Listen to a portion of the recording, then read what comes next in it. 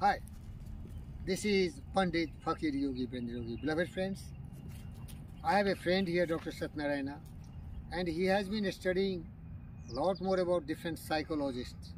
And so he has one wonderful question, and that question is how a man can really grow to a very high position,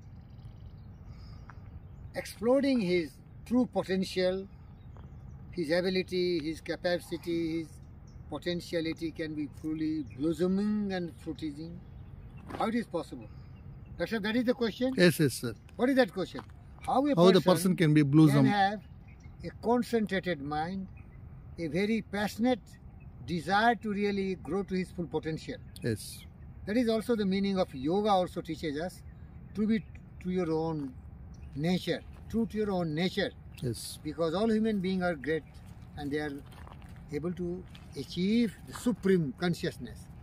Sati Babu, a man can only really concentrate in his life if his all basic needs are fulfilled. That is the Maslow philosophy Maslow. of motivation.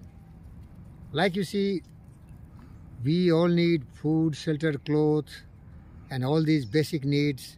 So he told physiological needs.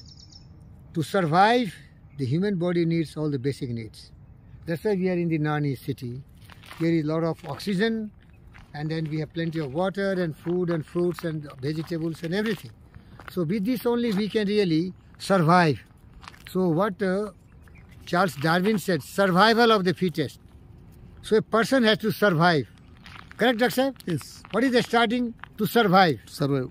Because if you have no food, no shelter, how can you do anything? Yes. So just like a cattle, just like animals, we have to survive first. Right, sir? Yes. And once you have fulfilled all your desires, food, shelter, clothes and all, physiological needs are fulfilled, then you need some more in life. That is safety and security. You have to be safe. There is no threat of any external aggression, and you are secure because you have sufficient money and all these are with you so that you can be again satisfied. Third stage, what he is telling? Social needs. Social. A man is a social animal, so he cannot be very happy alone. So what he needs? His family, his friends, his relatives, so that they can really support him to be very happy and peaceful. Right, Sirji? Yes. So what is the first? Physiological needs. Second is safety and security. Safety and security. Third is social needs. Social needs. And once he got all these basic needs, then he will need some kind of reputation, Esteem. some honor, Yes. some respect. So that is his self-esteem. Self-esteem. So he will be also having that gratification of his dreams and desires. But now he is fully saturated. He has all his needs fulfilled. He has physiological needs fulfilled, safety, security needs fulfilled, social needs fulfilled, and he is now honorable, respectable with big cars, big house and big name and fame because he has done some good job. But a true human being will not be happy with this. Yes. These are for ordinary people. These are for mediocres. A man must be what he can be, what he says. Yes. A man Must be what he can be. what he can be. A human being must be what a human being can be. Because everyone has been blessed with tremendous ability, potentiality, capability, and the natural instinct to grow and improve to the limit. Yes. All cannot become similar, but a person can become to his limit. But for this, he has to be very serious about it. He must be very concerned about it. And unfortunately, very few people rise to this kind of position. Majority are just like cattle, I told you.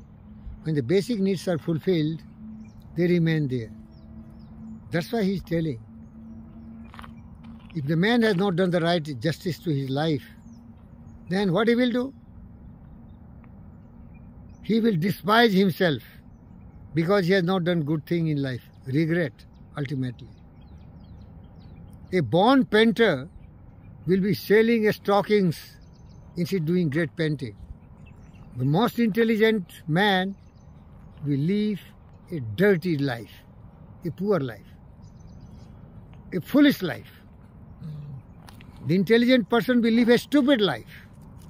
And then all people are brave, but he will see all nonsense going in the society. He will be silent out of fear and timidity. And that way, man will be very coward, very responsible. He will have no courage. And so on and so forth. So all these evil things the man will be doing who was to be different. I told you. A painter must paint. A poet must write poetry. An author must write wonderful philosophy. A prophet must preach. A scientist must invent and discover. But instead of doing up to his attitude and up to his temperament, he is lost in the wilderness. He is scattered. He is useless. He is animals. He is cattle. And then he says, in this world, broad field of battle, be not a drum-driven cattle. Be a hero in your strife, because you are born great. You cannot become similar, but you can become very different.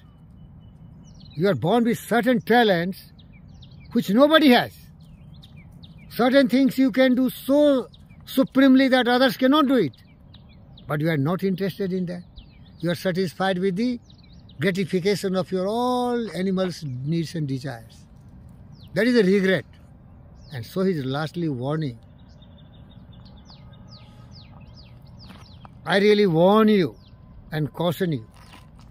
If you do not grow to your full potential, you will be living the cattle life and you will regret throughout your life, because you were born great but you live a dirty life of a cattle. That was the sorrow of Maslow. And as I told you, he has 2 daughters only.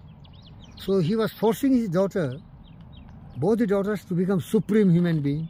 His wife used to always scold him, don't treat our children like cattle, because children, they don't know.